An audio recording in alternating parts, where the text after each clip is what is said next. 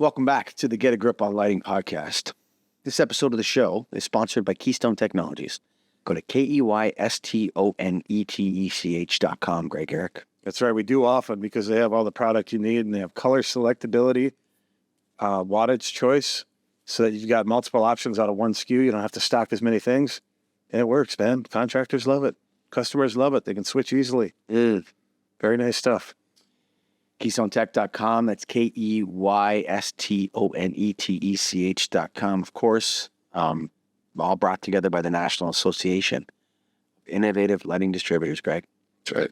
That's what we're here. And, you're the guest on this episode of Get a Grip on Lighting. So the guest today, his bio is Gregory Ehrich from St. Paul, Centerville, Minnesota, or White Bear Lake or something like that? Yeah, I'm from White Bear. I live in Centerville. He's got some sums him up. Yeah, okay. So he's from Minnesota. And he's a lighting distributor. And what I'm talking about nailed right now, NAILD.org.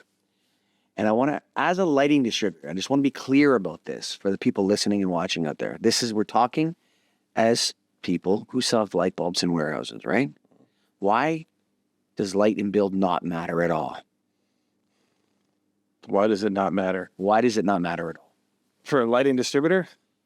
I just prefaced the whole thing. Yeah. I just laid it all out. Yeah, I know. I'm just talking it out. I'm not the guest usually here, so why does it not matter? You assume it doesn't matter. It doesn't matter to lighting distributors. Okay, so I thought you were interviewing me, but he's saying it doesn't matter. I think it doesn't pertain to what we're doing right now. Will there be things in the future that you can get from it? Sure. But does that matter? Does it help your business right now? No. I don't think lighting distributors should come to Light and Build Germany. I don't think so either. Yeah, I don't think you get any value out of that at this point. I mean, it's nice to see some different things, but you can see a lot of that online too. We don't actually need to be here to see it. Yeah, and then when you're on the show floor, we've heard in the news that Messe Frankfurt has purchased or, has some kind of relationship with the IES and IALD over LightFair now. LightFair being the, American lighting show. We used to call this show European LightFair. Yeah. That's what we used to call it. Right. Back in the old days, right? Oh, that's European LightFair. Now they are, basically going to help the Americans run the show. Do you think that's a good thing for the lighting industry in America? Or do you think it's not a thing at all? Or do you think it's something that's bad? I'm kind of on the in-between. I mean, I see some benefit in it. They put on this show, I don't know how many years Light and Building has gone on, but this is our second time going, and that last time was 8 years ago. And I think I heard somebody saying they've been coming here since 2006, maybe? Yeah. And they put on a good show. I mean, this show, in terms of the flow, the space, the looks, it's a good show from that look. Whether it matters to what we do as lighting distributors, no, but other lighting people, lighting designers, it matters a lot too. So them partnering up with LightFair, time will tell, right? I mean, is it, I think something might have needed to get done with LightFair, to be honest. They're at a point where they had to decide what to do. I know they're going every other year now, which I don't totally agree with, but I get why they did it. But they needed something to shake up, maybe, just to try something different. And I don't know what else they could have tried. I mean, is there another avenue they could have gone instead of what they're at now? And, we won't know It's not for you to say, really. You know what I mean? It's kind of like we're not, I'm a LightFair attendee. And when I first, I like to go to LightFair in Las Vegas the most. Yeah, it makes the most sense. Yeah. I didn't think that the every other year was such a bad idea.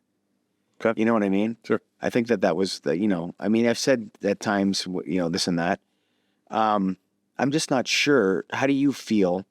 Like, is it should Americans run their own light show? I don't know if I get into it that much. I just think they should have a show, and they should have one in the U.S. And who runs it? Does it matter? It doesn't bother me, really. No. I mean, it's, I just want to get something done right that the industry can learn something from, gain some knowledge from, have a good experience, like LightFair used to be. We talked to a few guys on this trip here, and it's like, we used to really look forward to LightFair. Like I got my new LightFair suit. Yeah. And we got telling us that and how, you know, it was something you look forward to every year. Now it's like, I think I might go or I'm not going at all. It's kind of been the vibe. And we want to get it back to something that everybody wants to attend, I think. Or there needs to be a show that everybody wants to attend again. Right. And back when I really started out as a lighting distributor, I'm talking mid-2000s, I learned a lot at LightFair. I met a lot of suppliers at LightFair was a must-go-to event. Sure. It's where you started a lot of the relationships you have now. Yeah. Was at LightFair. Yeah. And so I definitely don't feel like as someone from Canada who has light bulbs in a warehouse that there's anything for me here in Germany other than my friends that we met with and different people we said hello to and bumped into in the hallways of the thing and, you know, got to know better. Right. I don't think there's any need for nail members to get over here. No, I mean, not at this point. For LightFair, it's probably worth checking out, you know, next year. Yeah. Seeing what they've done different or what they might do different that will make sense of it, but we'll see. I want you to take a moment right now and go to KeystoneTech.com. That's KeystoneTech.com. We always say it here, keep it easy. That's what you got to do. When they keep it easy with the color select, wattage select, easy adjustability, even on their screw-in products. I'm talking A19s and par 38s. It's easy. One item can do it all. Keep it easy. Stay easy with Keystone, the big easy. KeystoneTech.com. Of course, we're the official podcast of the National Association of Innovative Lighting Distributors. That's NAILD.org. You got light bulbs in a warehouse, you need to be in this association. That's what we're saying. Been saying it for a long time now. So if you got light bulbs in a warehouse, you need to be in NAILD. NAILD.org. Thank you for listening.